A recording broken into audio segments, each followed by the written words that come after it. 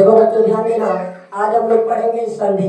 और बच्चों सबसे महत्वपूर्ण बात यह है कि हम लोग क्लास 5 से लेकर के स्टार्ट हो जाती है संधियाँ, और हम लोग जहाँ तक जिस क्लासेस तक हम लोग पढ़ते हैं ये संधि कभी बदलती नहीं है। तो बच्चों हम लोग उस चीज को क्यों नहीं पढ़े जो कभी बदलता नहीं है।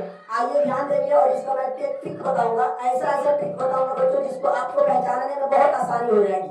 जैसे बच्चों ध्यान दीजिएगा, मैंने बताया संधि। बच्चों सबसे पहली बात है कि संधि का शाब्दिक अर्थ क्या होता है। तो बच्चों संधि का शाब्दिक अर्थ ना मेल होता है। क्या होता है बच्चों?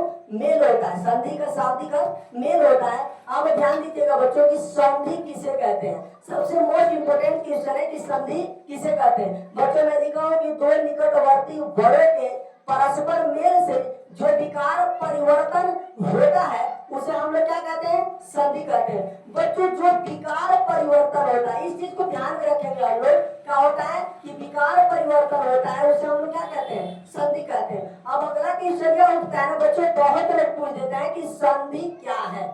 तो हम लोगों को समझ में नहीं आता है कि हम लोग संधि पढ़े रहते हैं लेकिन मालूम नहीं चलता है कि संधि क्या है। तो बच्चों आज ध्यान से देखिएगा, वीडियो को स्किप मत कीजिएगा।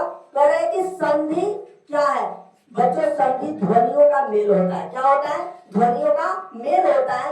अगला क्वेश्चन है बच्चों यहीं पर कि समास क्या है। तो बच्चों समास जो है ना वह शब्दों का मेल होता है। अब ध्यान दीजिएगा ना कि संधि के भेद। बच्चों संधि के कितने भेद होते हैं? तो बच्चों संधि के 3 भेद होते हैं। जैसा कि मैंने बोर्ड पे लिखा हो, पहला स्वर संधि, दूसरा व्यंजन संधि और तीसरा विसर्ग संधि। बच्चों अब ध्यान दीजिएगा ना कि स्वर संधि किसे कहते हैं। स्वर संधि किसे कहते हैं? ध्यान दीजिएगा, दो स्वरों के मेल से, क्या बोले बच्चों?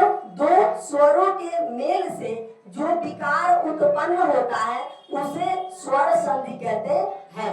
बच्चों क्या बोला हूं कि दो स्वरों के मेल से जो विकार उत्पन्न होता है उसे हम क्या कहते हैं? स्वर संधि। और बच्चों ने अगले वीडियो में आप सभी को पढ़ाऊंगा कि स्वर संधि के कितने प्रकार होते हैं। तो बच्चों स्वर संधि के 5 प्रकार होते हैं। उसके बाद मैं उसका ट्रिक बताऊंगा कि दीर्घ, वृद्धि, गुण, आयादी और जड़, जो 5 संधियां होती है उन संधियों को ट्रिक बताऊंगा जो आप पहचान जाएंगे तुरंत कि नहीं है ये संधि है। चलिए फिर हम अगले वीडियो में मिलते हैं। चलो देखो बच्चों ध्यान देंगे, अगले वीडियो में जैसे कि मैं बताया था कि संधि किसे कहते हैं, संधि का शाब्दिक अर्थ क्या होता है, समास का शाब्दिक अर्थ क्या होता है या समास किसे कहते हैं। अब बच्चों मैं लेकर के आया हूँ कि स्वर संधि के प्रकार। बच्चों मैं यहाँ तक बता दिया था कि संधि के कितने भेद होते हैं। संधि के 3 भेद बताया था, स्वर संधि, व्यंजन संधि और विसर्ग संधि।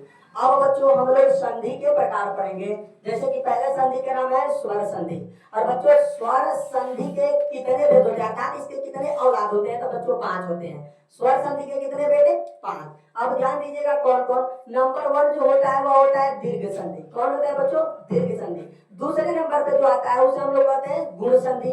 तीसरे जो नंबर पे आता है उसे हम लोग कहते हैं वृद्धि संधि। और चौथे नंबर पे जो आता है उसे यड़ संधि। और 5वें नंबर पे अयादी संधि आती है। और बच्चों हम लोग बात करेंगे कि दीर्घ संधि किसे कहते हैं। बच्चों बहुत सारे टीचर्स या आप कहीं भी पढ़े होंगे तो बहुत सारे लोग आपको इतना लॉन्ग बताए होंगे जैसे आपके दिमाग में थोड़ा भी नहीं आता होगा, लगता होगा कितना संधि बोझ होता है। लेकिन बच्चों आज मैं इतना आसान ट्रिक लेके आया हूँ जैसे आपको लगेगा कि कितना आसान संधि होती है। अब ध्यान दीजिएगा बच्चों, जैसे दीर्घ संधि किसे कहते हैं। बच्चों ये सब लोग पढ़ाता है कि अ आ छोटी बड़ी, छोटाऊ बड़ाऊ, प्लस इसमें अ आ छोटी बड़ी और छोटाऊ बड़ाऊ को ऐड करेंगे ना तो बड़ा आ बनेगा, बड़ी ई बनेगा, बड़ा ओ बनेगा। लेकिन बच्चों ये तो सब लोग बताते हैं ना, लेकिन आप लोग अब इसको भूल जाइए। बस इतना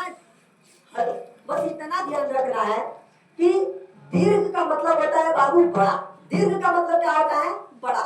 और बच्चों जिस शब्द में बड़ा आ की मात्रा हो, बड़ी ई की मात्रा हो, बड़ा ऊ की मात्रा हो, क्या हो बच्चों? बड़ा आ की मात्रा हो, बड़ी ई की मात्रा हो, बड़ा ऊ की मात्रा हो, वह संधि कौन संधि कहलाएगी?